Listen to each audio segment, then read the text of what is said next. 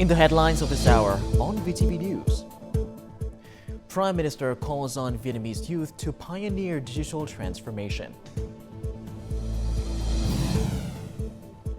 And later on, Vietnam gears up for the fourth round of plastic treaty talks.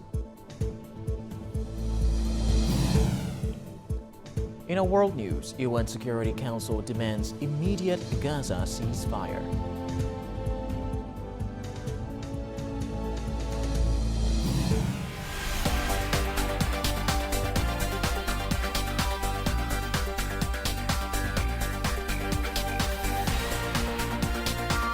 Broadcasting from Hanoi, the capital of Vietnam. VTV News starts right now. Good afternoon. It is currently 3 p.m. local time, and you're tuning in to 30 minutes of VTV News. I'm Lily Lei with the latest updates. Now, on Tuesday morning, Prime Minister Phie held a dialogue with young people to commemorate the 93rd anniversary of the Ho Chi Minh Communist Youth Union's founding. He conveyed General Secretary Nguyễn Phú Trọng greetings and best wishes to all Vietnamese Youth Union members on this special occasion. During the meeting, the Prime Minister and other ministry and branch leaders answered numerous questions about the party and state's resources, policies and mechanisms for supporting and promoting youth roles in digital transformation. The Prime Minister encouraged Vietnamese youth to actively promote the development of digital infrastructure and train human resources to foster innovation, entrepreneurship, and digital culture. He also presented the Ho Chi Minh Communist Youth Union with a set of 8 valuable books authored by General Secretary Nguyễn Phú Trọng. Also on Tuesday morning, the 5th session of the 15th National Assembly Standing Committee was convened under the chairmanship of National Assembly Chairman Vương Đình Huệ to discuss lawmaking. In his welcome address, the National Assembly Chairman noted that since the beginning of the term, National Assembly standing members have contributed over 300 comments and 25 law projects and draft resolutions. He commended the drafting agencies for their close follow-up and coordination in the law development process. He also recommended that for the 8 law projects due for discussion and submission at the 7th session, deputies should ascertain whether the draft law projects align with the party's policies, the Constitution, and the existing legal system.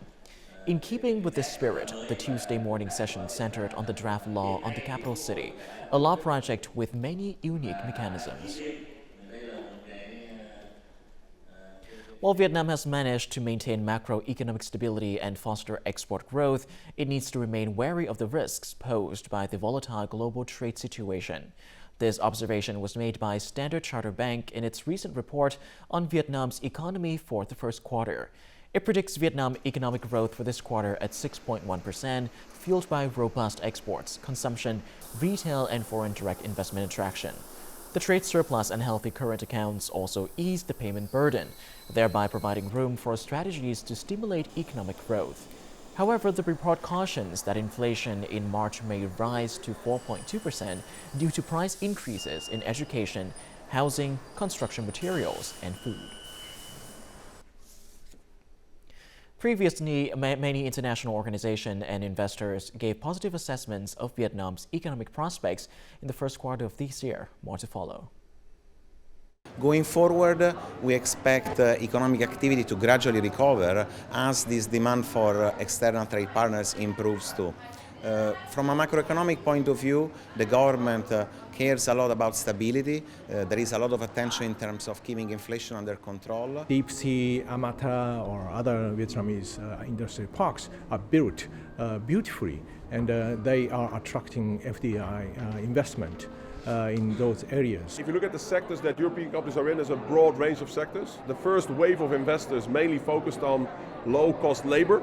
But now that the Vietnamese economy is improving, Vietnam has become a middle-income country, which means that also salaries are going up, which means that now Vietnam tries to attract more high-added value jobs, also more jobs in high-tech. Last Friday, the Ministry of Transport engaged in a direct dialogue with nearly 200 maritime and inland waterway businesses and associations in Ho Chi Minh City. The meeting focused on discussing a variety of recommendations and proposals.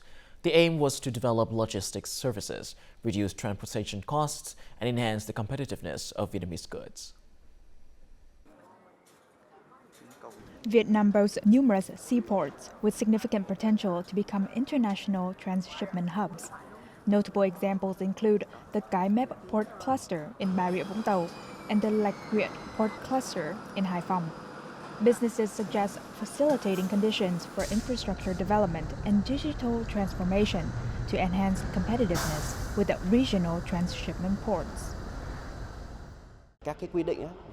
Regulations, still integrated into the supervision of goods transshipped through ports and the supervision of trading goods, could not keep up with demand at times.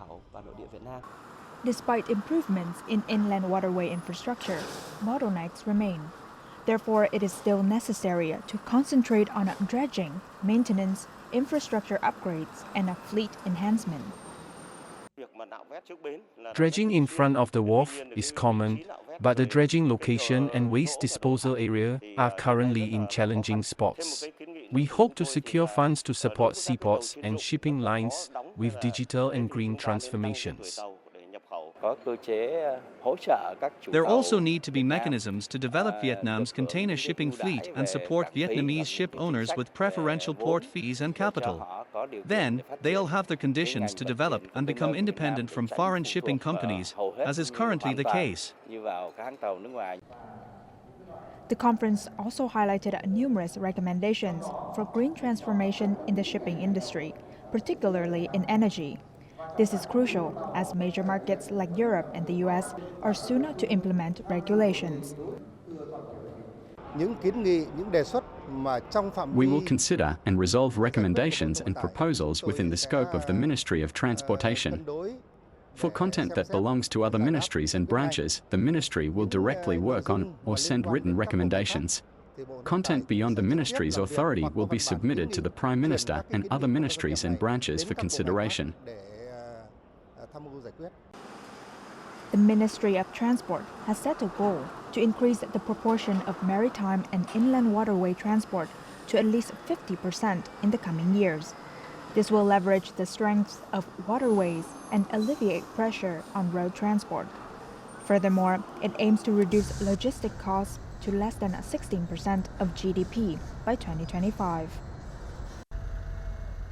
After securities firm VN Direct announced a system hack, many investors expressed concerns about the inability to trade through their VN Direct accounts. The situation heightens concerns about customer rights during significant market fluctuations. Some investors and experts argue that incidents affecting a securities company's trading system can have a direct impact on account holders' finances. Analysts also advise investors to diversify their assets across several securities firms to mitigate risk in the event of a crisis at one company.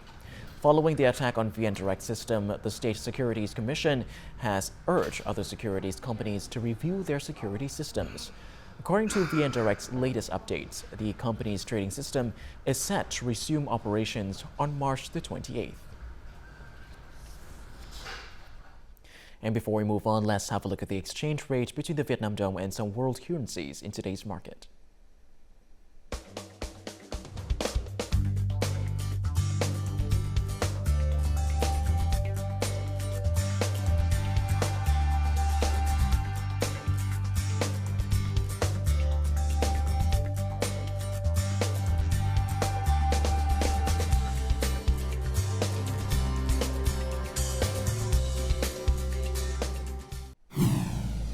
Coming up next on VTV News.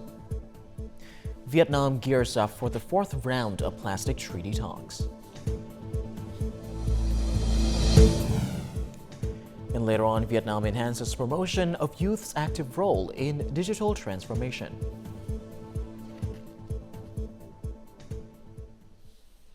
Now moving on to other important updates. On Monday, the British Home Office launched a media campaign in Vietnam about illegal migration.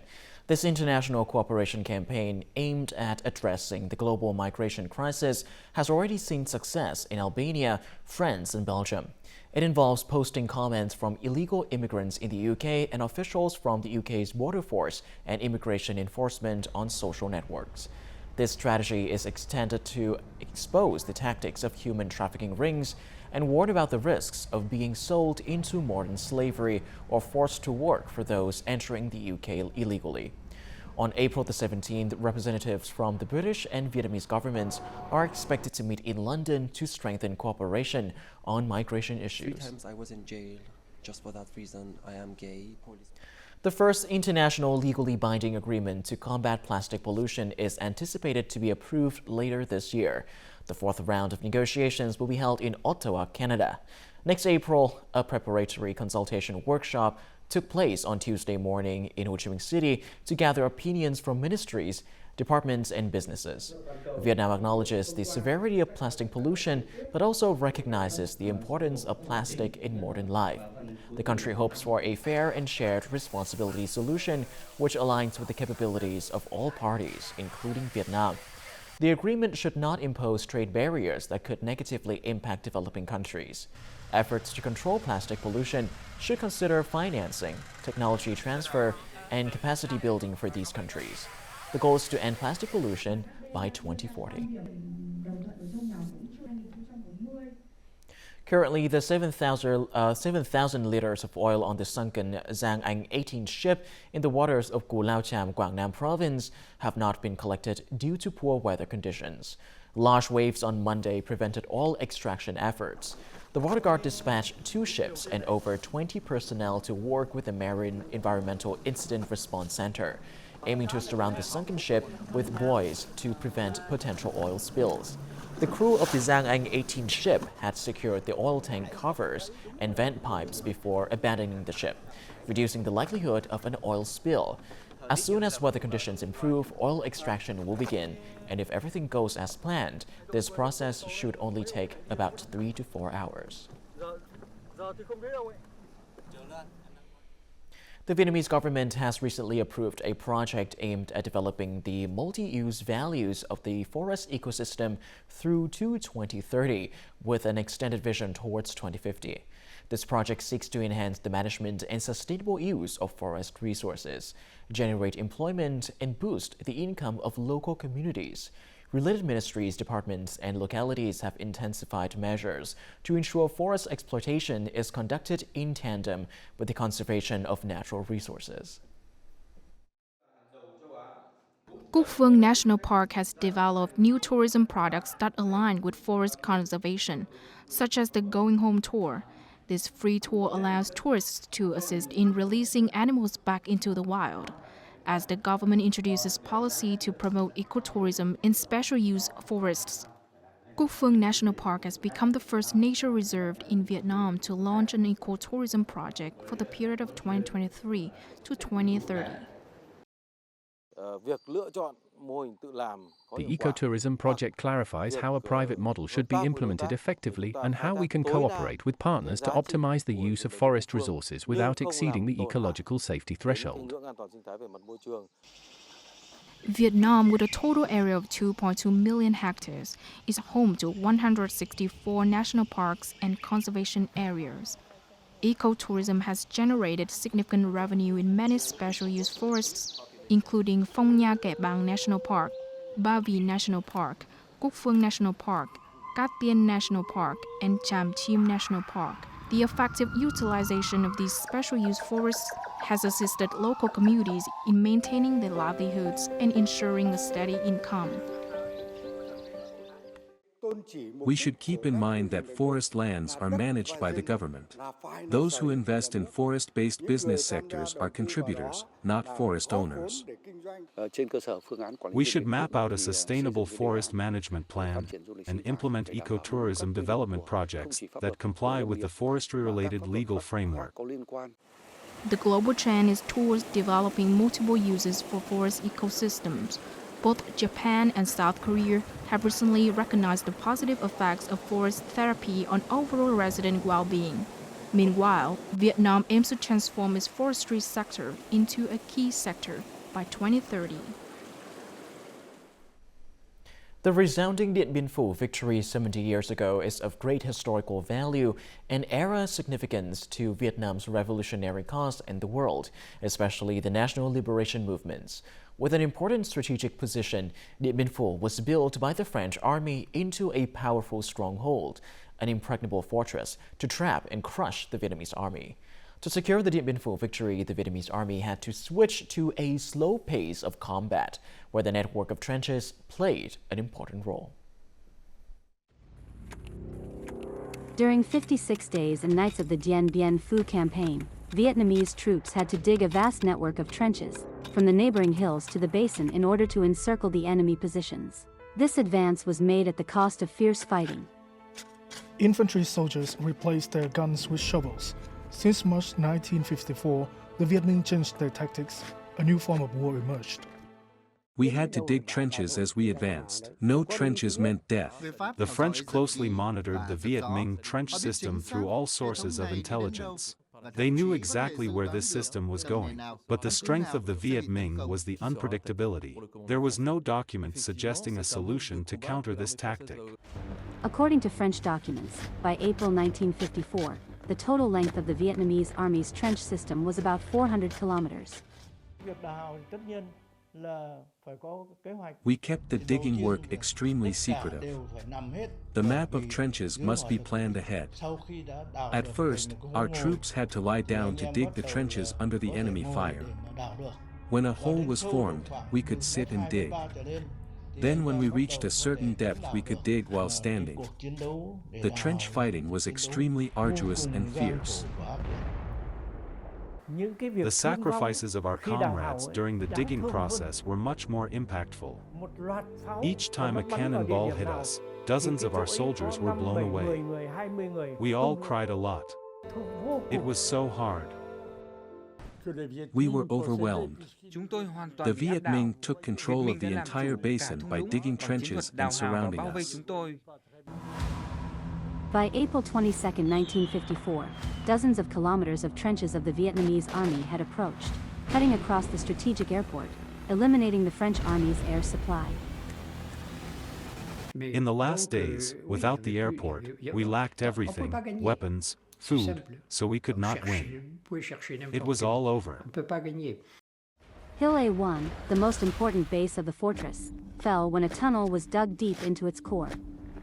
The Vietnamese soldiers detonated a large amount of explosives, blowing up the enemy's underground bunker, creating an important opening for the army to completely destroy the hill's base. The Dien Bien Phu campaign's offensive trenches demonstrated the bravery, intelligence, and creativity of the Vietnam People's Army, contributing to the great victory of the campaign, marking the pinnacle of combat art during the resistance war against the French. Tuesday marks the 93rd anniversary of the Ho Chi Minh Communist Youth Union, March 26, 1931, March 26, 2024. Upholding noble ideals and always ready to contribute and face challenges, Vietnamese youth have consistently been at the forefront of struggle for independence and the ongoing efforts to build and protect the fatherland. The resolution of the 12th National Youth Union Congress highlighted one of the three key tasks for the 2022 to 2027 term: improving digital capacity. The leading force behind this task is the Youth Union, boasting 5.7 million members. Through my daily interactions with people, I've come to understand their struggles. As a result, I've made an effort to learn how to use TikTok. Sung Atua is a commune officer in the Highland province of Yên Bái. He gained popularity through his videos about the Hmong's people's lifestyles. His content, featuring local specialties such as black chicken, village pig, and shantu tea, received a warm reception.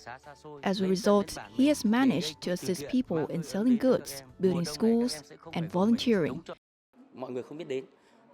When customers were unaware of our products, we had to drive tens of kilometers downtown to sell them. Now that we have a website, our agricultural products are better known, and retailers now buy directly from the commune. Thu Hương leads a company that introduces AI to young startups. Her company enhances digital skills among young people, covering areas such as starting online businesses, live streaming, and using AI applications in startups. In the era of digital economy like today, youth will be the leaders and pioneers in the new revolution of digital application and transformation. It assists users in accessing extensive Vietnamese data resources. With 7.5 billion URL parameters, Phie has put Vietnam on the global technology map. Digital transformation is crucial, helping the country develop alongside global superpowers. Today's youth are very quick to adapt and learn new things. Remote highland villages are experiencing a new era due to digital transformation. According to resolution number 52 of the Politburo, Vietnam aims to complete the establishment of a digital government by 2030, and the digital economy is projected to constitute about 30% of GDP. The Central Committee of the Ho Chi Minh City's Communist Youth Union has stated that digital transformation presents an opportunity for Vietnamese youth to contribute to the future prosperity and happiness of the country. Mai, a recent blockbuster from Vietnamese director Chen Thanh, has made a grand entrance onto the international stage, premiering at nearly 200 theaters in Europe and North America. The success of Mai illustrates the immense potential of Vietnamese films to captivate international audiences. The U.S. premiere of Mai last week drew a large audience of both Vietnamese and international viewers. Both the film director and Vietnamese artist expressed immense joy at the warm reception each character received. But I would tell you guys, whatever culture, go out and watch this movie. It's great. Whether you're, American, European, Asian, it really speaks out to being a strong human being, a strong woman. These days, anybody can film a movie. But in my experience, it comes down to one little thing: a great story. I was touched by it. It's an extraordinary story, and you could tell that the director really put his heart into it. In recent years, many Vietnamese film producers have targeted international audiences. Numerous Vietnamese films have captured the hearts of the Vietnamese diaspora in the United States. These films serve as a bridge, connecting Vietnamese communities abroad with their homeland. Overseas Vietnamese really want to see Vietnamese movies. I hope the Vietnamese film industry will release more captivating, high-quality movies in both the domestic and international markets. I also hope Vietnamese films will be screened. However, increasing the presence of Vietnamese movies in foreign markets, including the U.S., has never been easy. According to Thiên A Pham, director of a film production and distribution company, Vietnamese films should target audiences in the U.S. instead of focusing solely on Vietnamese communities. Vietnamese producers should promote their films internationally and build trust with foreign audiences. Good movies can touch the hearts of audiences and change their preferences. The success of Mai has invigorated the domestic film industry and inspired many Vietnamese producers to market their films internationally. Coming up next on VTV News. UN Security Council demands immediate Gaza ceasefire.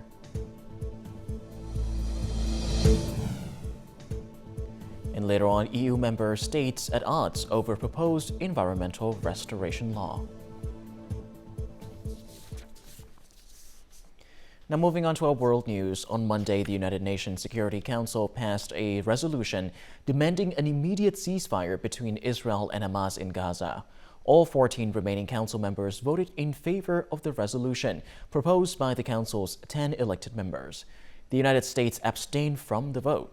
The resolution calls for an immediate ceasefire during the Muslim fasting month of Ramadan and demands the release of all hostages seized in the Hamas-led attack on southern Israel on October the 7th. It emphasizes the need to expand humanitarian assistance and enhance the protection of civilians in Gaza. Additionally, it reasserts the Council's request to remove all obstacles to large-scale humanitarian aid. The resolution was passed amid growing concerns about the escalating conflict in Gaza. The United States abstained from a United Nations Security Council vote that called for an immediate ceasefire in Gaza. This move by the U.S. was interpreted as a sign of waning support for Israel in this conflict. Many countries lauded the UN Security Council's ceasefire resolution, viewing it as a step forward to end the Gaza conflict. Hamas asserted its continued efforts towards an immediate ceasefire, the delivery of humanitarian aid, an end to the forced displacement of Gazans, and increased international protection for Palestinians. Countries like Egypt and Mexico, among others, issued statements backing the resolution. Conversely, Israel opposed the resolution, stating it would agree to a ceasefire only if all Israeli hostages were released. The European Union's primary policy to rehabilitate damaged ecosystem is currently uncertain. This comes after a vote to enact the law was cancelled on Monday due to Hungary unexpectedly retracting its support. Hungary's State Secretary for Environment asserted that while they are not against nature protection, environmental goals must be realistic and consider the impacted sectors. The nature restoration law mandates countries to implement measures to restore nature in 20% of their terrestrial and marine areas by 2030. This initiative targets 81% of Europe's natural habitats presently deemed to be in poor condition. However, the policy has faced opposition from several governments and legislators who worry it might impose onerous regulations on farmers and conflict with other industries. On Sunday, for the first time in over a decade, Paris revived a tradition, an annual race of cafe and restaurant waiters. Contestants rushed through the streets with croissant-laden trays in a moment for the French capital to showcase its cafe culture ahead of the Summer Olympics. Paris waiters carried their trays across Paris streets on Sunday, as the city revived its historic cafe waiters race after a 13 years hiatus. The event gathered around 200 waiters from various cafes across the city, who were tasked with carrying a tray with a croissant, a cup of coffee and a glass of water on it, along a 2 kilometers route. A few rules applied: no running, no spilling of water and only one hand to hold the tray. Black pants, black socks, well-polished shoes, and a tie or bow tie with a jacket. That's traditional and Parisian. So I am prepared psychologically, first of all, and then it's also our daily work, so we're used to it. I've been doing this job since I was 16. The race, which was first held in the early 20th century, had been on hiatus since 2012 because of a lack of funding. But Paris officials saw an opportunity for the city to shine before hosting the Summer Olympics, which kick off in July. It was also a moment to illustrate that sipping coffee at a cafe or wine in a bistro was as integral to the capital's cultural heritage as its most famous landmarks. Apparently the race hasn't taken place for years.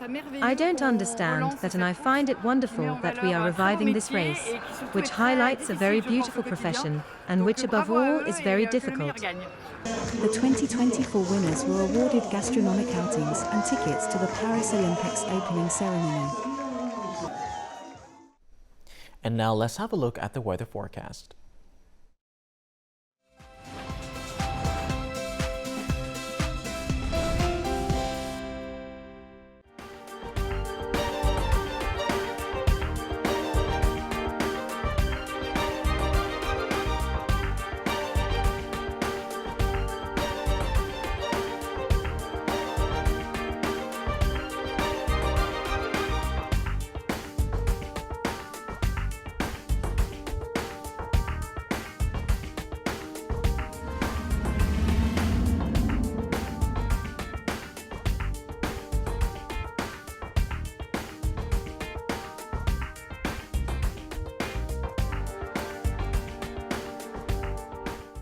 And that is all that we have for this hour on VTV News. To rewatch our program, you can visit our website or YouTube channel or download a mobile app VTVgo for more. Thank you for watching, and goodbye for now.